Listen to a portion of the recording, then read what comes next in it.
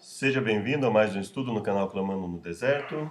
Você pode nos acompanhar através do WhatsApp, do Telegram, do Spotify, também do blog clamandonodeserto.com.br. Esse vai ser mais um vídeo do nosso estudo, que você possa ser sempre bem-vindo. Essa série vai ter o nome Os Evangelhos e a Lei. Nós vamos aí fazer alguns comentários de alguns apanhados dos Evangelhos e algumas partes também dos livros de Gênesis a Malaquias.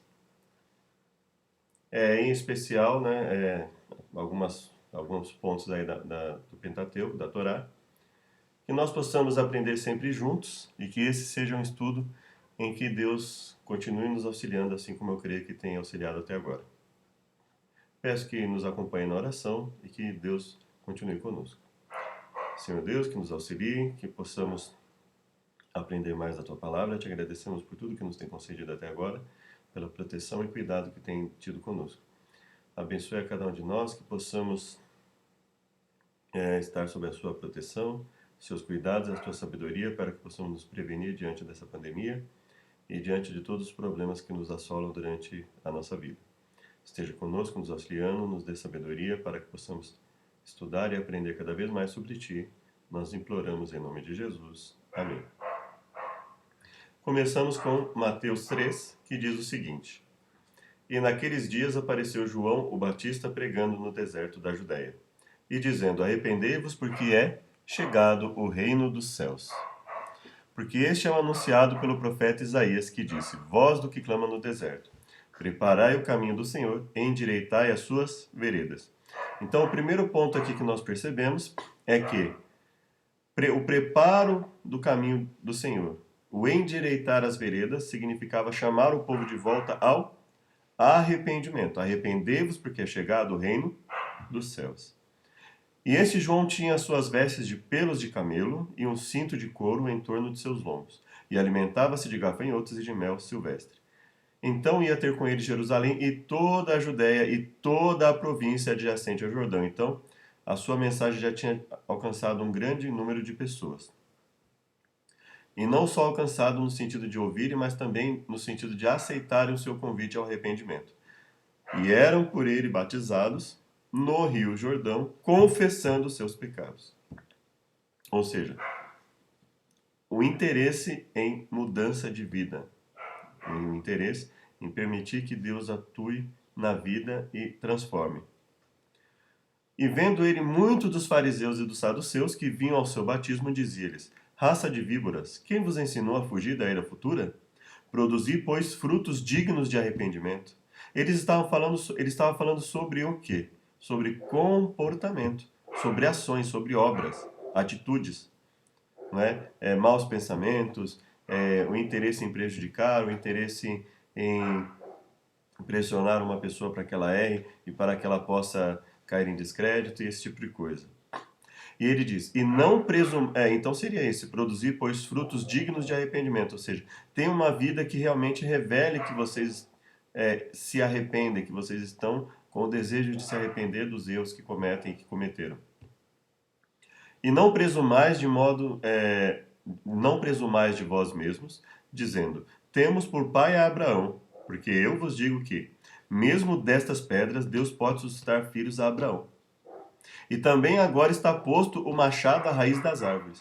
Toda árvore, pois, que não produz bom fruto, é cortada e lançada no fogo. Então ele está dizendo claramente, olha, o comportamento que nós temos, ele nos diz muito a respeito do nosso arrependimento, se ele é sincero, se ele não é, se nós realmente confessamos os nossos pecados para uma mudança de vida, ou se nós confessamos o nosso pecado apenas por conveniência.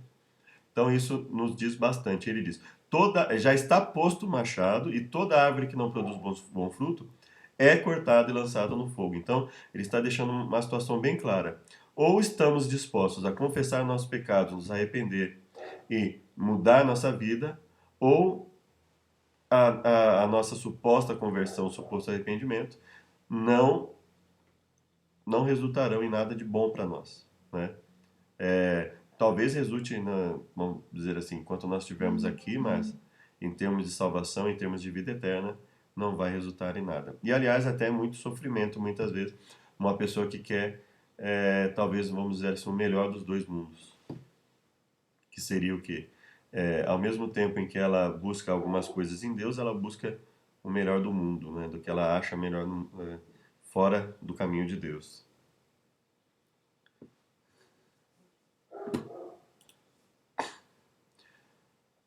E Deus disse: Quem te mostrou que estavas nu? Comeste tu da árvore de que te ordenei não comesses? Então disse Adão: A mulher que me deste por companheira, ela me deu da árvore e eu comi. E disse o Senhor Deus à mulher: Por que fizeste isso? E disse a mulher: A serpente me enganou e eu comi. Então nós vemos aqui uma, uma certa confissão, mas uma confissão que busca, ao invés de simplesmente reconhecer, busca uma justificativa para o erro, talvez pelo medo da condenação, uma justificação para o erro, não é? Então, Adão, você comeu a mulher que o Senhor me deu da árvore e eu acabei comendo. Né? Veja que ele não diz que foi enganado, né? Por isso que Paulo diz, né? E a mulher foi enganada, mas o homem não foi. Ele comeu sabendo, né? E disse o Senhor Deus à mulher: Por que fizeste isso? E disse a mulher: A serpente me enganou e eu comi. Então veja que existe uma certa. Até porque Deus já sabia, né? Então não tinha muito o que fazer. Mas eles reconhecem: Não, eu realmente fiz, mas eu fiz por isso, eu fiz por aquilo. Então não é uma confissão completa, não é uma mudança, né? Então foi um instinto ali, meio que um instinto de sobrevivência, e nisso eles acabam ah, tentando ali se justificar. Mas uma coisa interessante desde o começo a Bíblia é muito clara. Olha, é dado uma instrução, você tem que seguir essa instrução, ou esse conjunto de instruções, né? Não tem por que sair do que foi estabelecido. No caso de Adão e Eva não havia porquê, né? Nós sabemos que eles, abaixo de Deus, eles comandavam o planeta, eles iriam dominar, como Deus disse, sujeitar a terra. Adão deu nome aos seres, então assim, eles teriam oportunidade de conhecer, de desbravar, e na medida que aumentasse o número de pessoas no planeta, a situação ia ficar cada vez melhor, mais próspera, né? E ainda assim eles caíram. Então a Bíblia, desde o começo a Bíblia fala, olha, comportamento. O segredo está no comportamento. Aquilo que você pensa.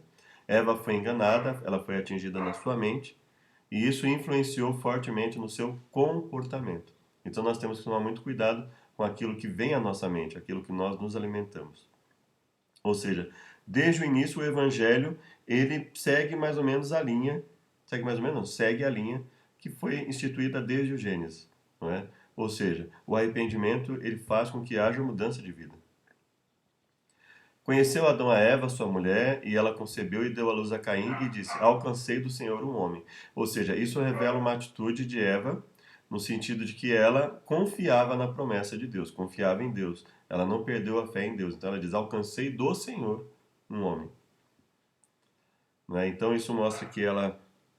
E para que ela dissesse algo dessa forma, porque ela estava buscando lutar contra qualquer coisa que viesse a fazê-la continuar no erro, né? Ou seja, então uma luta constante contra qualquer mal, qualquer situação adversa que pudesse afastá-la de Deus. E Abel trouxe dos primogênitos das suas ovelhas e da sua gordura, e atentou o Senhor para Abel e para a sua oferta. Então veja, ou seja, Abel seguiu fielmente a instrução que ele havia recebido, e aí Deus atentou para a sua oferta. E o Senhor disse a Caim: Por que te iraste? E por que descaiu o teu semblante? Se bem fizeres, não é certo que serás aceito? Se não fizeres bem, o pecado jaz à porta, e sobre ti será o seu desejo, mas sobre ele deves dominar. O que fica claro, né? Deus diz: Olha, por que você está triste, Caim? Por que você está irado? Qual é o motivo da sua ira? Se você fizer o que é certo, não é certo que serás aceito. Se fizer bem, fizer de acordo com o que foi instruído, não vai ser aceito. Ou seja, o contexto nos deixa claro que Havia uma instrução clara para ser seguida, Abel seguiu a instrução e Caim não seguiu a instrução. Ou seja, Deus deixa claro, olha, a instrução está aqui, por que você não segue? Ou seja, as condições são dadas, ou seja, isso mostra que Deus nos dá o poder e condição para obedecê-lo. E não há motivo para descumprir, né? Viver uma vida em constante e voluntária desobediência. Não há porquê. Então, desde o começo, nós temos o Evangelho de acordo com o que nós vemos na Bíblia. Nós vemos nos livros anteriores aos Evangelhos, que indica o quê? Deus sempre buscando reforçar no homem a necessidade de obediência, a necessidade de ter uma vida de arrependimento, de confissão de pecados, de reconhecimento. Olha, reconheça que você está errado, Caim. Não é muito mais fácil você reconhecer que está errado e mudar do que você ficar irado porque a sua oferta não foi aceita. A Bíblia diz que o Senhor não se agradou, não atentou para Caim e nem para a sua oferta. Então, é uma coisa clara que Deus diz, olha, o poder é dado, a condição é dada, por que não lutar contra o mal que tenta dominar a nossa vida? E aí, nós vemos no caso de João, ele dizendo, arrependei-vos, convertei-vos, né? Confesse os seus pecados, né? Cada um confessando os seus pecados. E aí ele diz para os fariseus, olha, vocês acham que com esse tipo de comportamento vocês são um bom exemplo? Vocês acham que Deus vai aceitar vocês dessa forma? Então, veja que não há nenhuma mudança em relação ao que nos é apresentado em Gênesis e o que é apresentado em Mateus através de João Batista.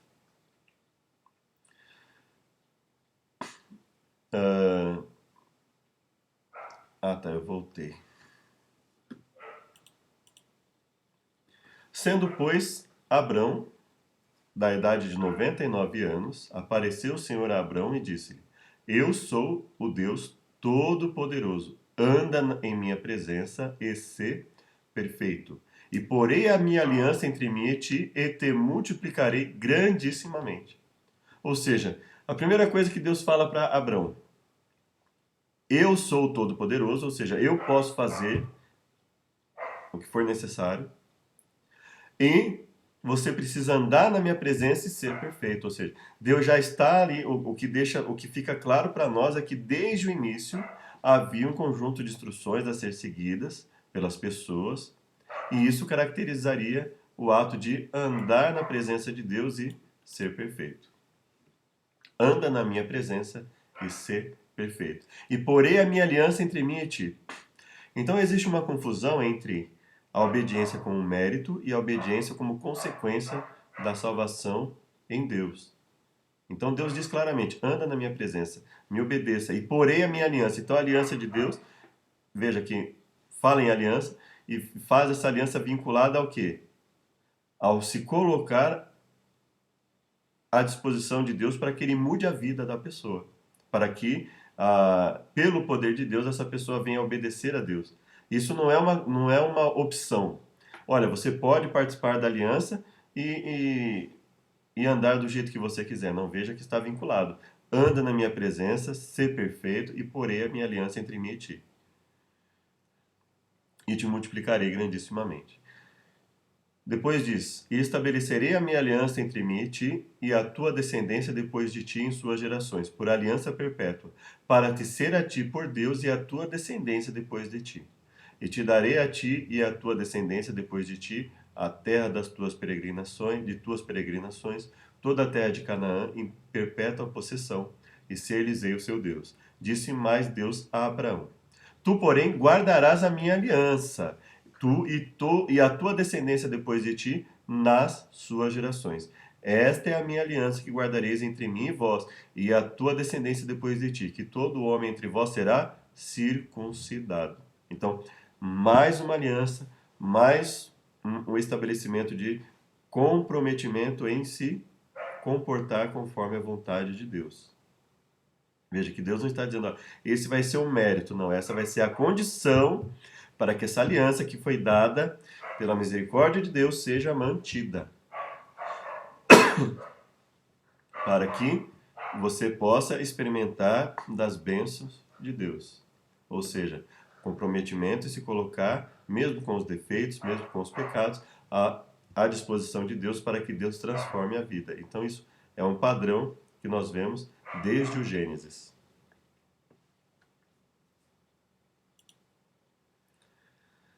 O filho de 8 dias, pois, será circuncidado todo homem nas vossas gerações, o nascido em casa e o comprado por dinheiro a qualquer estrangeiro.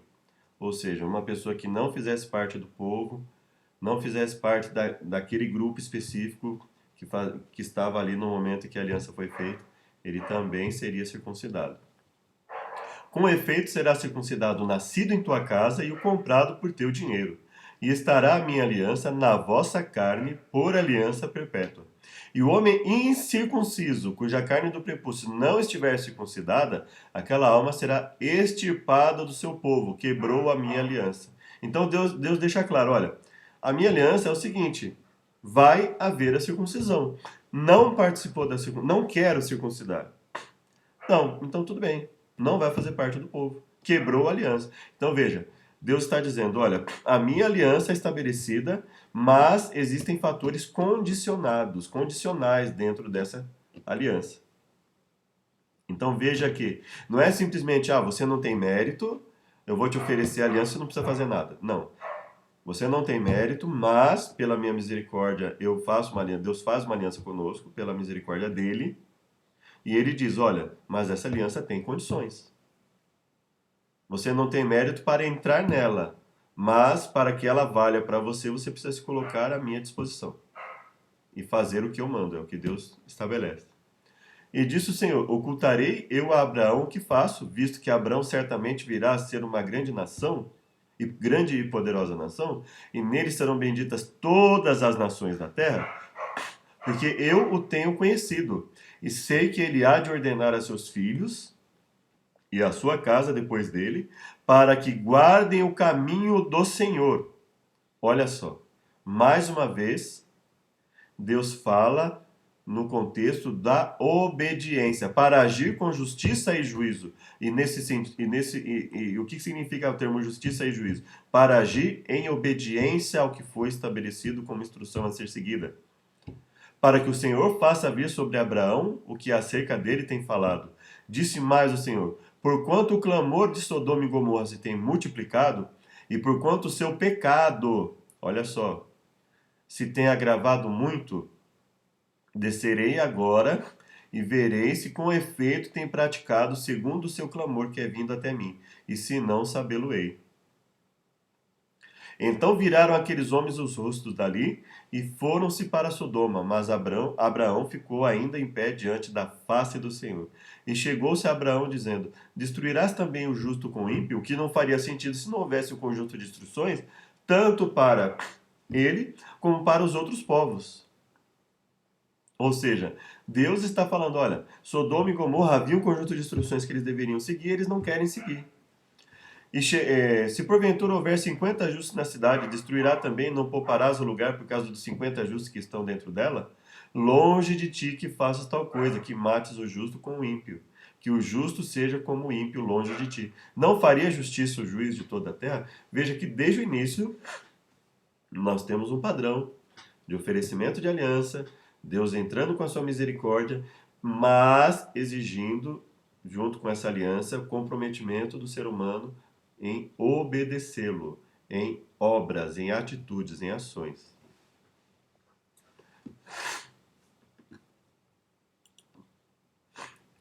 Então veio a mim a palavra do Senhor dizendo, não poderei eu fazer de vós como fez este oleiro, ó casa de Israel? Diz o Senhor, eis que como barro na mão do oleiro, assim sois vós na minha mão, ó casa de Israel. O que seria isso, senão o próprio Deus dizer, eu posso transformar vocês. Eu posso remodelar vocês, a vida de vocês. Eu posso mudar o que há de ruim em vocês.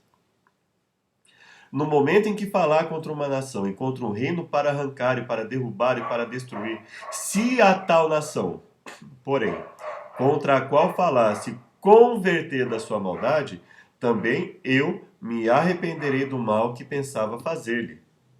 Olha só, no momento em que falar contra uma nação e contra um reino para arrancar e para derrubar e para destruir, se a tal nação, porém, contra a qual falar se converter da sua maldade, também eu me arrependerei. Nesse caso, Deus está dizendo, também eu não prosseguirei com o mal, com a calamidade que pensava fazer-lhe. No momento em que falar de uma nação e de um reino para edificar e para plantar, ou seja, no momento que eu falar algo para beneficiar um reino, se fizeram mal diante dos meus olhos, não dando ouvidos à minha voz, então me arrependerei do bem que tinha falado que haveria. Ou seja, então ele deixará de fazer o bem que tinha falado que faria. Ele está deixando bem claro que tanto a calamidade quanto as bênçãos, elas são condicionais, dependem da disposição de um povo ou de um indivíduo em aceitar a vontade de Deus. Ora, pois, fala agora aos homens de Judá e aos homens de Jerusalém, dizendo: assim diz o Senhor: eis que estou forjando mal contra vós e projeto um plano contra vós.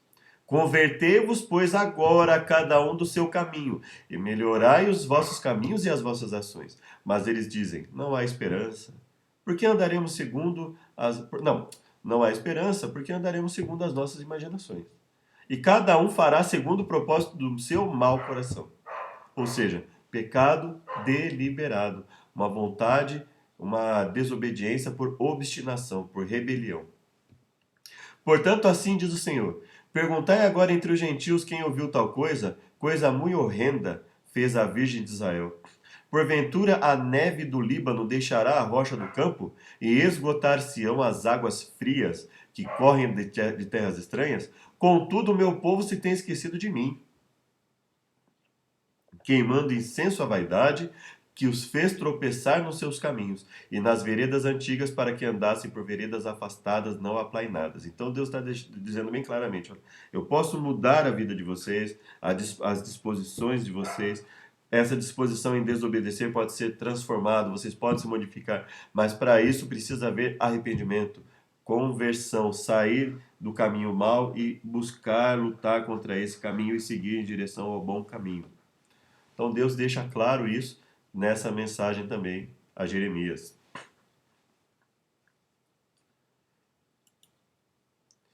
E havia fome na terra, além da primeira fome que foi nos dias de Abraão. Por isso foi Isaque e Abimeleque, rei dos filisteus, em Gerar. E apareceu-lhe o Senhor e disse: não desças ao Egito, habita na terra que eu te disser. Peregrina nessa terra e serei contigo e te abençoarei.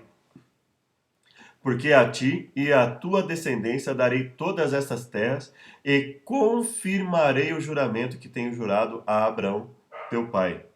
E multiplicarei a tua descendência como as estrelas dos céus, e darei à tua descendência todas essas terras, e por meio delas serão benditas todas as nações da terra. Porquanto Abraão obedeceu a minha voz e fez o quê?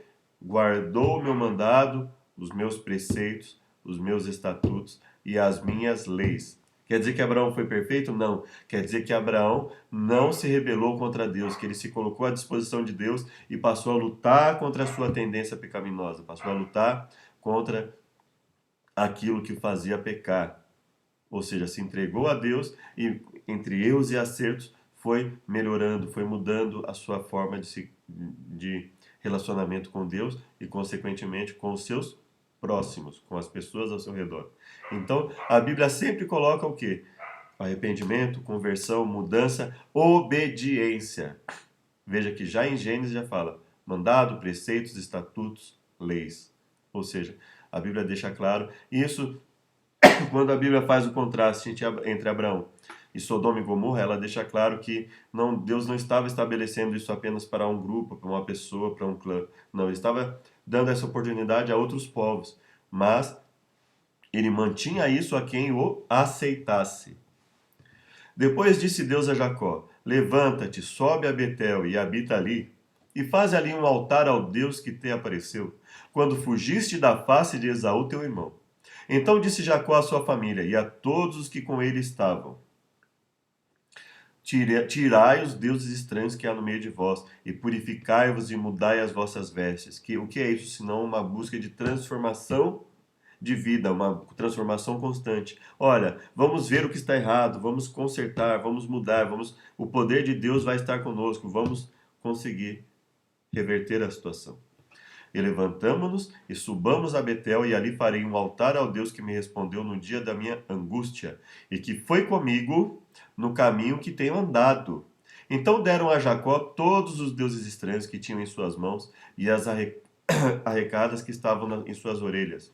E Jacó os escondeu debaixo do carvalho que está junto a Siquém. Então veja, Gênesis, como é que Gênesis nos ensina através o padrão de que havia um grupo de instruções claras que Deus havia dado aos povos, e aqueles que quisessem obedecer, Deus não se mantinha com eles, e aqueles que se rebelassem constantemente, não tinha como Deus se manter com eles por causa da rebelião. Nós vemos isso através das atitudes. Então, o padrão do livro de Gênesis é nos mostrar através das atitudes em, em conjunto com as instruções de Deus que não são numeradas, elencadas por completo, mas que deixa claro que havia leis, que havia estatutos, preceitos a serem seguidos, que havia necessidade de mudança. E nós vemos essa mudança relacionada a não mentir, nós vemos essa mudança relacionada a não cobiçar, nós vemos essa mudança relacionada a não praticar idolatria, a não se utilizar de imagens de esculturas. Então nós vemos que Gênesis nos mostra o quê? Havia instruções claras, Deus se mantinha com aqueles que estivessem dispostos a mudar, e com aqueles que não estivessem dispostos, não havia muito o que fazer, porque eles não permitiam que Deus atuasse no meio deles. Desculpem.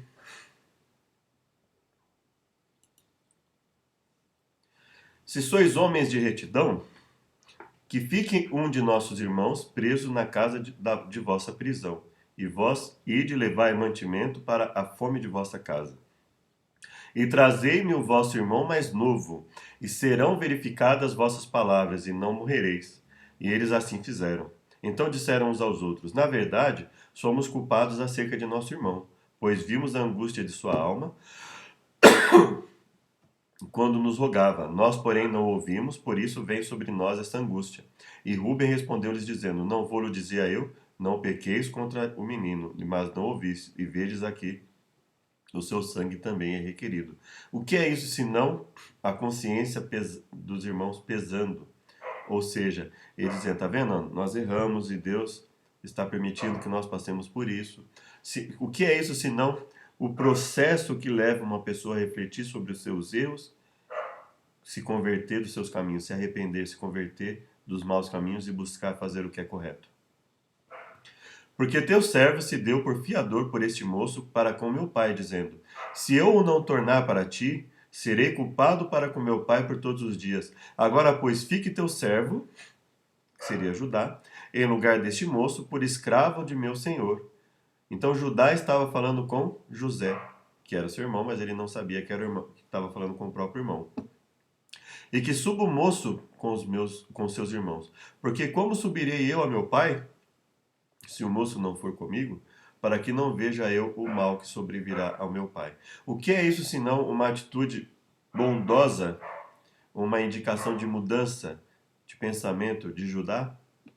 Ou seja, senão um indício de arrependimento, de conversão, de mudança dos caminhos maus para o caminho bom? Porque ele poderia simplesmente não falar nada, olha, não foi culpa minha, pai, fui lá, quiseram ficar com ele, não. Ele, não, fique comigo, né? Eu posso ser seu escravo, não tem problema, mas deixa o meu irmão. Então, veja o indício claro de arrependimento, de conversão, de mudança de vida. Então José não se podia conter diante de todos os que estavam com ele e clamou: Fazei sair daqui a todo homem, e ninguém ficou com ele quando José se deu a conhecer a seus irmãos. E levantou a sua voz com choro, de maneira que os egípcios o ouviam e a casa de Faraó o ouviu. E beijou a todos os seus irmãos e chorou com eles, chorou sobre eles, e depois seus irmãos falaram com ele. E essa notícia ouviu-se na casa de Faraó. Os irmãos de José são vindos, e pareceu bem aos olhos de Faraó e aos olhos de seus servos. O que é isso senão José perdoando seus irmãos? O que é isso senão José, apesar de tudo que aconteceu, desconsiderando aquilo que foi feito pelos seus irmãos e disposto a viver uma nova vida com os seus irmãos. Ou seja, frutos dignos de arrependimento, arrependimento, conversão. Veja que todos esses elementos nós encontramos desde o Gênesis. Um conjunto de normas específicas a ser seguida, a necessidade de obediência fazendo parte das alianças. Veja que todos esses são padrões desde o primeiro livro, o livro de Gênesis. Depois de haver sepultado seu pai, voltou José para o Egito, ele e seus irmãos, e todos os que com ele subiram a sepultar seu pai. Vendo então os irmãos de José que seu pai já estava morto, disseram: Porventura nos odiará José, e certamente nos retribuirá todo o mal que lhe fizemos. Não, porventura nos odiará José, e certamente nos retribuirá todo o mal que lhe fizemos. Portanto, mandaram dizer a José. Aqui, infelizmente, foi vamos dizer assim, uma queda, né? Então, é o ser humano, né? Sobe e desce, né? Boas atitudes, né? Então, uma atitude aqui de desespero. Eles falam, portanto, mandaram dizer a José: Teu pai ordenou antes de sua morte, dizendo: Assim direis a José: Perdoa, rogo-te, a transgressão de teus irmãos e o seu pecado, porque te fizeram mal. Agora, pois, rogamos-te que perdoes a transgressão dos servos do teu pai, do Deus do seu pai. Então, se eles estavam pedindo isso, é porque isso já havia essa possibilidade, portanto, já havia esse ensinamento entre eles. E José chorou quando eles lhe falavam. Depois vieram também seus irmãos e prostraram-se diante dele e disseram: Eis-nos aqui por teus servos. E José lhes disse: Não temais, porventura estou eu em lugar de Deus? Vós bem intentastes mal contra mim, porém Deus o intentou para bem, para fazer com que se vê nesse dia, para conservar muita gente com vida. Agora, pois, não temais, eu vos sustentarei a vós e a vossos filhos. Assim os consolou e falou segundo o coração deles. Olha que coisa bonita, olha que coisa interessante. Ele diz a ele: Quem sou eu para me colocar no lugar de Deus, né? Se Deus perdoa vocês, quem sou eu para não perdoar? Basicamente é isso que ele está dizendo, né? Ou seja, arrependimento, confissão de pecados, frutos dignos de arrependimento, obediência, disposição em perdoar. Veja que tudo isso, ou seja, o livro de Mateus começa totalmente alinhado ao livro de Gênesis. Totalmente alinhado nas suas atitudes, na repreensão ao que está errado, na busca em mudança de vida, frutos dignos de arrependimento, confessar os pecados, se arrepender. E por que você confessa os pecados e se arrepende? Se não houver possibilidade de perdão. Então, a possibilidade de perdão também está ali. E o perdão, não só a possibilidade, mas a garantia de perdão diante do arrependimento, da confissão de pecados. E Deus viu as obras deles, como se converteram do seu mau caminho. E Deus se arrependeu, ou seja, Deus deixou de fazer o mal que tinha anunciado que eles faria. E não o fez. E seja esse homem como as cidades que o Senhor destruiu e não se arrependeu. E ouça clamor pela manhã e ao tempo do meio-dia um alarido. Agora, pois, melhorai os vossos caminhos e as vossas ações. E ouvi a voz do Senhor vosso Deus. E rasgai o vosso coração, e não as vossas vestes, e convertei-vos ao Senhor vosso Deus. Aqui nós podemos entender assim: rasgai o vosso coração e não apenas as vestes. Vocês podem até, que não seria muito, para nós, já pensou que cada vez que a gente fizesse alguma coisa e se arrependesse fosse rasgar as vestes, né? Mas Deus deixa claro. Ou seja, o principal é rasgar o coração, ou seja, a mudança interna. E convertei-vos ao Senhor vosso Deus, porque Ele é misericordioso e compassivo, e tardio em irar-se, e grande em benignidade, e se arrepende do mal. Ou seja, Deus deixa de levar a calamidade àquele que se arrepende. O que não quer dizer que não possa acontecer coisas ruins com pessoas boas, né? O que Salomão fala, né? É algo que nós não sabemos, é algo que faz parte dos mistérios de Deus e diz que, ainda que o sábio venha dizer que conhece, ele não vai conhecer isso. Acabei pulando aqui. Bem pode ser que ouçam e se convertam cada um do seu mau caminho, e eu me arrependo, ou seja, deixe de levar a calamidade que intento fazer-lhes por causa da maldade das suas ações. Na verdade é que, depois que me converti, tive arrependimento. E depois que fui instruído, bati na minha coxa. Fiquei confuso e também me envergonhei, porque suportei o opróbrio da minha mocidade. E vos havíeis hoje arrependido, e fizestes o que é reto aos meus olhos, apregoando liberdade, cada um ao seu próximo. Olha só, arrependimento, fazer o que é reto, apregoar liberdade. E fizestes diante de mim uma aliança na casa que se chama pelo meu nome. Então Deus sempre associa a aliança com o arrependimento, com a confissão dos pecados, com a disposição do ser humano em mudar de vida, em abandonar o que é mal e buscar fazer o que é bom. Eu escutei e ouvi, não falam o que é reto, ninguém há que se arrependa da sua maldade, dizendo: que fiz eu? Cada um se desvia em sua carreira, como um cavalo que arremete com ímpeto na batalha. Então essa é uma situação oposta. É uma situação em que as pessoas estão em franca rebelião contra Deus. Não basta que eles façam o erro. Eles não têm disposição alguma em mudar. Não é aquele erro que a pessoa faz, não, mas eu estou lutando, eu vou lutar contra isso, e Deus vai me dar poder para a mudança gradativa. Não. É uma franca rebelião contra Deus. Não falam que é reto. Ninguém há que se arrependa da sua maldade. Dizendo que fiz eu, ou seja, refletindo sobre as atitudes.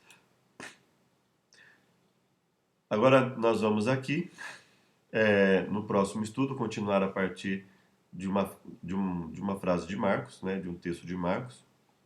E dentro dessa fala,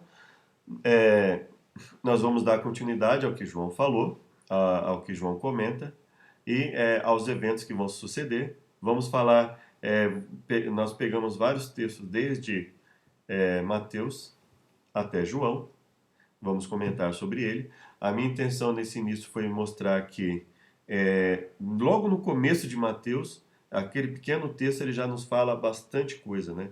Já nos fala uma série de coisas. A partir daqui nós vamos ver a mesma fala: batismo, arrependimento, remissão dos pecados, a confissão dos pecados, né? A pregação do evangelho do reino, as atitudes no sábado. E dentro disso nós vamos comentar, nós vamos tentar entender esses textos. Que Deus nos abençoe a todos, sejam sempre muito bem-vindos. Vou convidá-lo a orar e no próximo estudo te convido a participar conosco. Nós vamos continuar aqui nessa fala. Que Deus nos abençoe a todos. Senhor Deus, esteja conosco em mais um momento de nossas vidas, nos dando a tua sabedoria, nos despeça para nossos afazeres e que possamos continuar no aprendizado sobre ti. Nós te imploramos que esteja conosco, nos fortalecendo, nos purificando, em nome de Jesus, segundo a tua vontade, através do teu Espírito. Amém. Seja sempre bem-vindo. Até o próximo estudo, que vai acontecer muito breve, e que nós possamos aprender cada vez mais. Esse foi um estudo, vamos tentar manter um estudo nesse sentido, e que você possa refletir sobre essa primeira parte que nós fizemos, né? O livro de Mateus, começando exatamente como nós vemos lá no início da Bíblia, a questão do arrependimento, da confissão, da mudança de vida, de seguir a instrução de Deus conforme Ele orienta, da associação disso às alianças de Deus, que Deus possa nos dar a devida sabedoria, e a partir de então nós vamos continuar o nosso estudo. Amém?